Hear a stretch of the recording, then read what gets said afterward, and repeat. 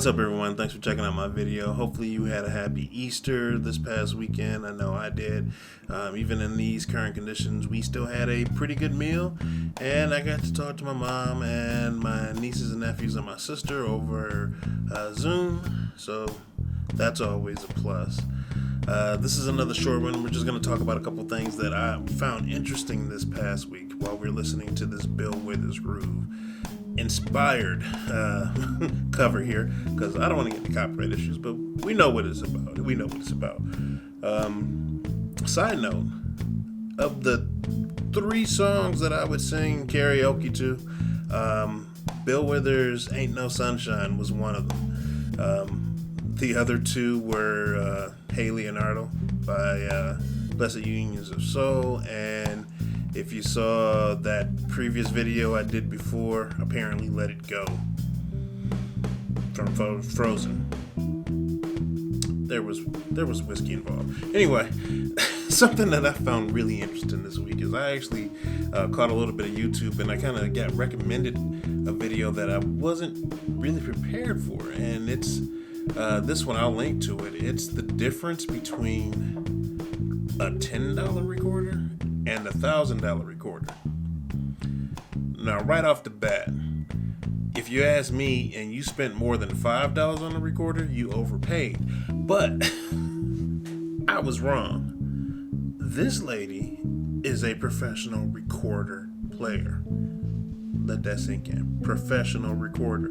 I didn't even know it was a real instrument. I thought it was a torture device that teachers sent home with our kids to, kind of get revenge on us. But anyway, apparently this is a real deal, and if you actually know how to play the recorder, it can sound amazing. And that just blew my mind, so much so that I had to tell you it's music inspired. It's actually got me interested, because one of the things about being a bass player is I tend to need to have an amp or a large case. But something like a recorder, well, apparently a good recorder, if you know how to play it, is something that's kind of interesting. And I've always kind of been interested in some of the woodwinds and different instruments that you can just kind of pack up and take with you and play anywhere, like at the park when you get to go, those sort of things. Something small, but I'd never had the recorder on my radar until now. I mean, seriously, check her out. It is pretty amazing.